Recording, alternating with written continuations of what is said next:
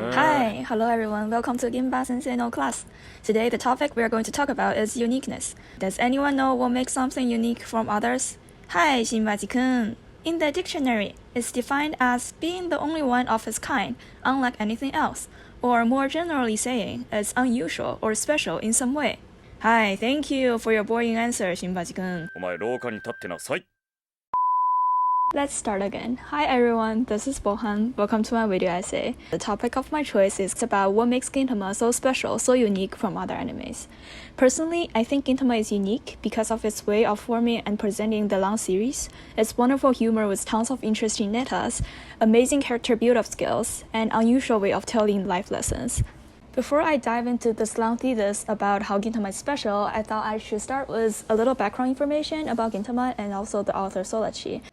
Sorachi, a very talented young author, he was unemployed right after graduating from university, but he was able to live out of his work Deadlion, which earns the Tenkaichi Honorable Mention Manga Awards in 2002, and after so, he started to work on the series Gintama. Now talking about Gintama, it was first published as manga from 2003 all the way till 2019. In the meantime, it was one of the best-selling manga series, selling over 55 million copies in print. So different studios starts to come over and make it into animes. And then we also have movies which published in 2010, 13, 17, 18, and 2021, which makes it the final. Now, I know a lot of people is going to think, oh, this is way too long. I don't want to start to watch the whole 370 episodes. And the good news is, you don't have to. That's the part one of my thesis. Gintama is special because it's structured very differently from other long series. In fact, a huge part of Gintama is episodic comedy, which means that you can check out each episode separately, and it won't affect your understanding. The freedom and the ability to stop and join at any time is a huge thing that's unique for Gintama compared to other long-going series. Then someone might say, oh, that sounds two-pieced. Daily is just boring. Guess what? There are short series in Gintama as well, and those are made up by 3 to 5 continuous episodes, and they are there to tell a complete story in a very different environment or just to solve a major problems. For example, the popularity vote series in episode 182 to 184, this is one of the most funny and most famous stories in Gintama, where the characters in Gintama tried everything they can do to change their ranking of the audience popularity vote. And there are also the Cursed Sword Benny Sakura series from episode 58 to 62. This story has also been modified as the movie and published later on. And we also have the stories such as the Lilo series from 115 to 18 that discuss about love, age, beauty, and many others. But still, someone might argue, oh, a story without a main storyline is just incomplete. And Gintama does have a main storyline. The heavy main storyline starts at episode 300 and continues till the end with only a small portion of funny daily fixed in. The long and intense main story plot is so perfect for those who are wishing for continuous fight things and not stop information gaining. And so here I conclude, Gintama is special because structured to fit the need for almost all kind of viewers. You'll always be able to find a way that suits you the best. The natural combination of the dailies, the short series, and the hidden main line flowed so well that the audience hardly felt tiredness from watching, and therefore can't stop watching or coming back to Gintama.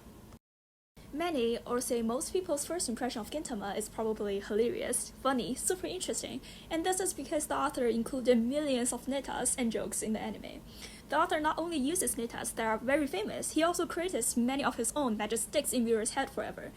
Let's begin with the netas from other animes and cultures. There are so many of them that you can always find some that you understand and just burst into laughs. And this includes Doraemon, JoJo, Dragon Ball, One Piece, Psychic Soul's Disaster, Assassination Classroom, and many others.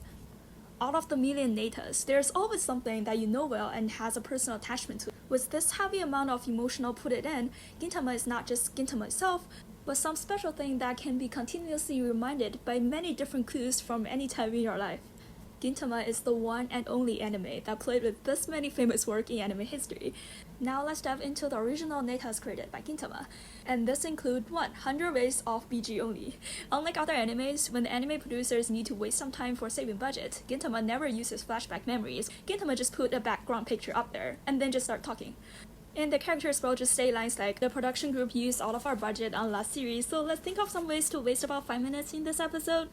They have also done things like, use a set of shots for 4 times with different lines, and tell the audience like, hey guys, this is the first time we use this shot, do you know that? And Neta 2, always be cautious with opening and ending in Gintama. You never know what happens, because those two things can change with the plot. And there is a chance that there will be a short story hiding after the ending. Meta 3. The main characteristic or the memorable points of the character is the soul, not the character. For example, Shimura Shinpaji are known by the glass he wears, and we have a bunch of shots where Gintoki and Kagura just talk to the glass, not Shinpaji. And we have Hasegawa-san, which is being called the sunglass, and many other examples. And these things just stuck in viewers' head, and the viewer just brought those habits to their life. For example, no matter what anime I watch, I always check the ending and the opening to see if anything happened. And when I go out to check glasses, I just tell my friend that, oh, I'm going to see Shinpachi. This connection that the viewer made between different aspects of Gintama with their actual real life just form a unique bond. With this many things in mind, the impression of Gintama just cannot be simple or short. And the more time you remember it, the more time you think about it, the more you understand it, and the more Gintama means to you. For those who don't know Gintama very well, the impression leaves at, oh, it's really funny. But there's actually much more to dig into it. The character build-up of Gintama is one of the best animes I have ever saw, and the author's ability of illustrating the complexity of mankind is the top, in my opinion. There's many ways to make a character memorable for people, and the way that Gintama did it is that everyone can see from the character a part of themselves, or the part of them they used to be, or the part of them they want to be. In Gintama, there's no character that's simple and straightforward. Either white or black, you never use good or bad to describe a character in Gintama. The more you look into it, the more of the conflict you feel across those characters. Our main character Gintoki, he smoke, he drink, he flirt, he gamble, he does not have money to pay over his bills, but he is still number 1 on the list of Japanese women wish to marry. Why? Because how complex this character is and how wonderful he is.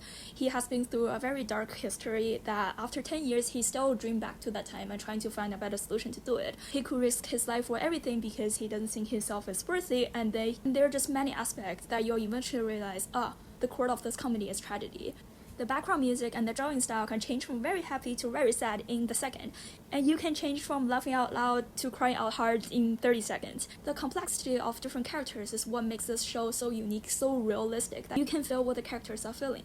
The complexity of mankind is the most intriguing and interesting part of seeing their reaction towards certain things and made you wonder what would you behave in similar circumstances.